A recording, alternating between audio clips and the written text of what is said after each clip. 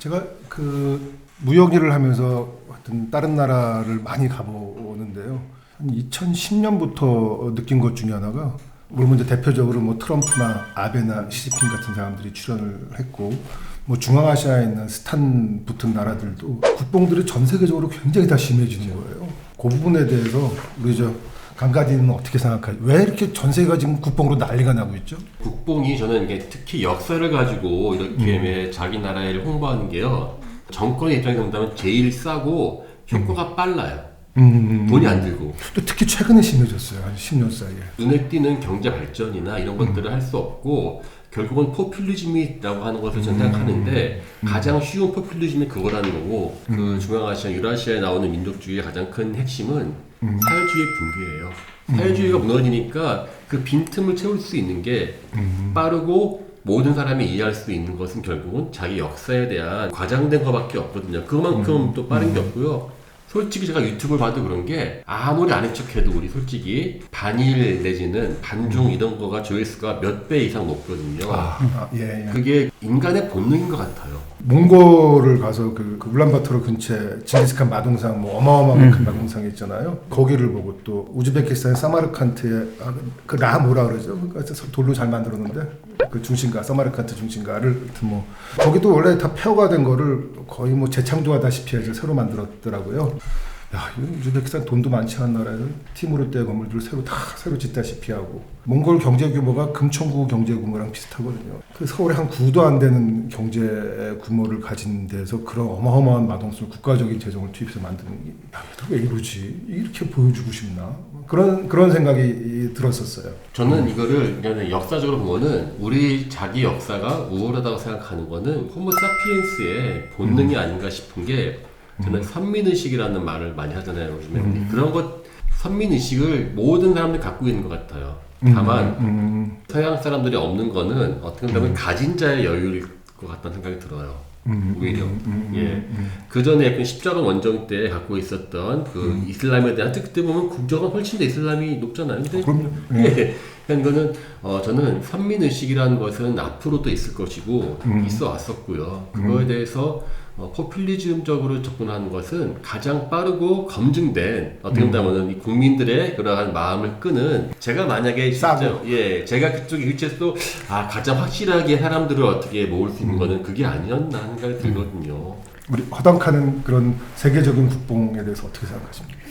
세계적인 국뽕의 흐름은 뭐 부정할 수 없는 거고요. 근데 국뽕은 대체로 열세에 치였을 현 쪽에서 국뽕을 선택하는데 예를 들면 소비에트 시절이면 국뽕이 뭐 필요하겠습니까? 소비에트는 연방 국가이기도 하고 국뽕은 연방의 이념이 맞지도 않은데 소비에트 붕괴하고 같이 온 게 경제 붕괴거든요. 근데 이제 국가에서만 국뽕을 지입한 게 아니라 사람들 스스로 국뽕을 받았어요. 근데 이제 중요한 거는 이제 국뽕도 선별적으로 받는다.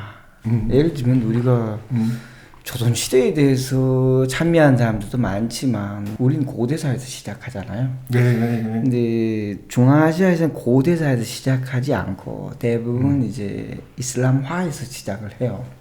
왜냐하면 현실이 이제 이슬람으로 정신적인 공백을 채울 때 이슬람이니까 거기서 가져오는 거죠. 지금 아랍 세력이 들어오면서 중앙아시아의 사실상의 무문명 상태를 돌렸다. 그래서 지금 이후에 많은 교과서들이 아랍 이후의 이야기를 다루고 있어요. 그래서 국뽕이라는 건 근본적으로는 지금 필요에 의해서 땡겨오는 것이다. 근데 또 하나는 열세다. 왜냐하면 이슬람이 사실상 우세에 있다가 열세로 가면서 특히나 중동 지역에서 열세로 가면서 또 많이 얻어맞으면서 국뽕이 필요하게 된 거죠. 제가 지금 최근래 나오는 국뽕에 관한 자긍심 이야기하는 이야기들 중에 근거가 있는 건 저는 거의 본질 못한 것 같아요.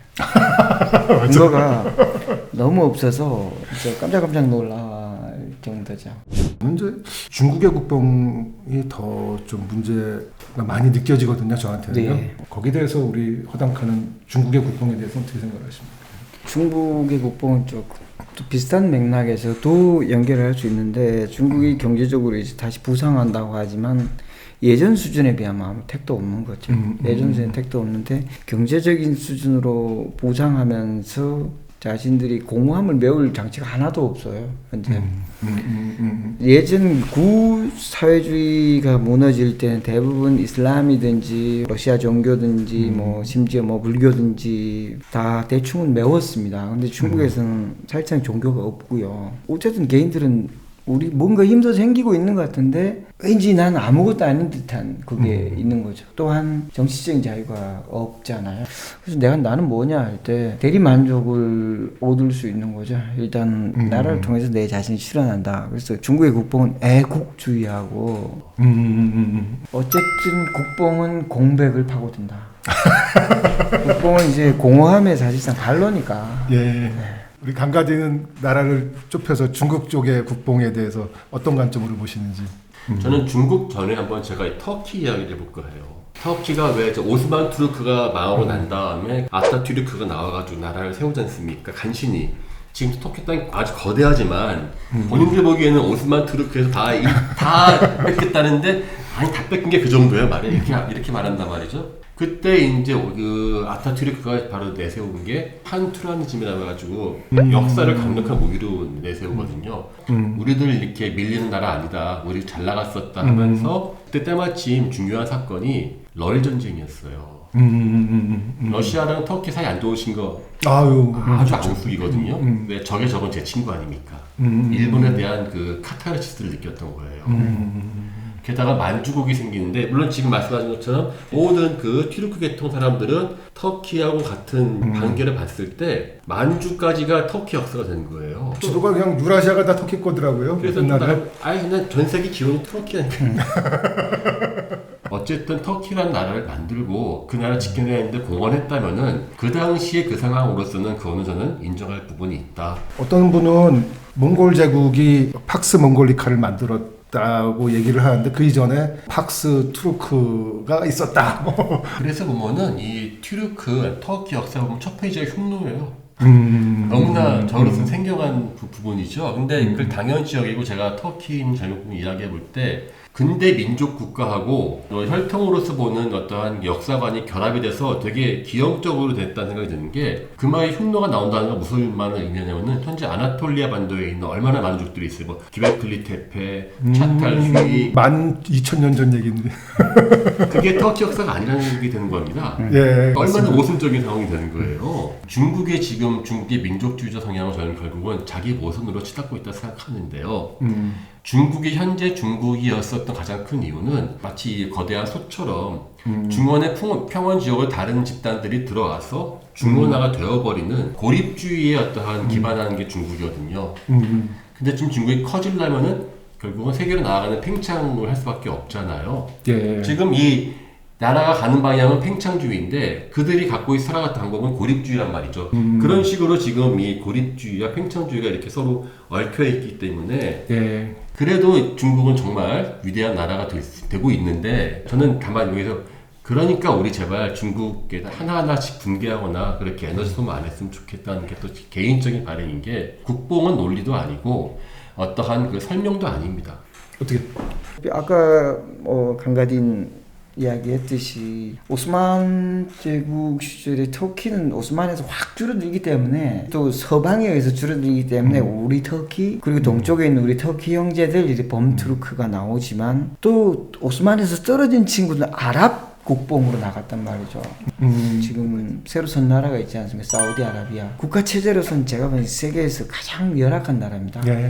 뭐 여인들 운전도 제대로 못 하잖아요. 근데 유지되고 있어요. 뭘로 유지되고 있냐? 사우디 국뽕, 뭐 하비즘, 이슬람 국뽕. 좋습니다. 뭐 석유라도 있으니까 먹고 살지만 석유 끝나면 그런 시스템으로 먹고 살 수가 없다. 왜냐하면 서로 미워할 수밖에 없잖아요. 난제들을 해치는 데는 뽕은 필요 없다. 현실을 그냥 봐야 된다. 그 대신 뽕을 안 맞으면 또 사회가 딱 보이니까 높은 것도 없고 낮은 것도 없고 우리 뭐 GDP가 얼마 더 높다는 게 그게 무슨 인류의 집게를 만들었냐 돌도끼를 만들었냐를 그 인간의 두뇌 수준하고 연결시켰던 그 사람들처럼 그렇게 하면 끝이 있겠냐는 거죠. 근데 그거하고 아무 관계없이 인간 자기 맞는 조건에 살고 있다. 산다는 것 자체가 다 대단한 거다. 이렇게 살아남자. 살고 있는데 뭐 더 뭘 증명하는 거냐. 그래서 뭐 와서. 저는 이제 뭐 국뽕에 대한 거를 뭐 제가 그냥 다시 한번 정리를 간단하게 하면은 주위의 나라에서 아무리 국뽕을 외쳐도 우리 똑같이 국뽕으로 대응하면 안 된다. 아까 말씀하신. 그러니까 저는 이렇게 생각하는 게 과연 우리가 지금 우리 역사를 들어서 국뽕을 내세울 때가 됐냐? 한국이라는 나라가 전 세계 역사에서 이렇게까지 랭킹 올라간 적이 없어요. 제가 세계사 같은 거 보면은요. 한국 나오는 때가 거의 없고 동아시아 개설사를 봐도 공부학을 봐도 한 80%는 중국, 15% 일본, 5%의 한국, 몽골, 그리고 동남아시아 포함. 기타 나라 아무것도 없어요. 들어가는 거죠. 예. 근데 지금은 뭐예요? 우리가 지금 국뽕입니다. 다시는. 예. 그래서 뽕 맞고 나서 뽕안 맞았습니다만은 약을 맞고 난 다음에 허탈함을 다 이야기하잖아요. 허탈함은 결국 뭡니까? 쓸데없는 자신감은 자신의 비루함을 노출할 뿐이다. 예, 맞습니다. 뭐 저는 국뽕 뭐 탁 떠오르는 국뽕 몇 개 있으면 좋겠어요. 근데 뭐 무기 이런 거 말고 뭐 스코틀랜드 하면 위스키인데 좋은 국뽕술 좀 나왔으면 좋겠습니다. 뭔가 머리 안 아프고 먹으면 그냥 짜릿한 뭐 그런 거. 아유, 저 안동 소주 좋잖아요. 안동 출신이 안동 소주를 안 좋아하나 봐. 공급이 잘 안 되고 있어요. 국뽕술. 전 이제 계속 그 무역을 하다 보니까 30년 전에 제가 느꼈던 미국 사람들이나 일본 사람들, 중국 사람들, 유럽 사람들에 대한 관념들, 어떤 나라 사람들한테는 열등감 비슷한 거를 사실 많이 느꼈었거든요.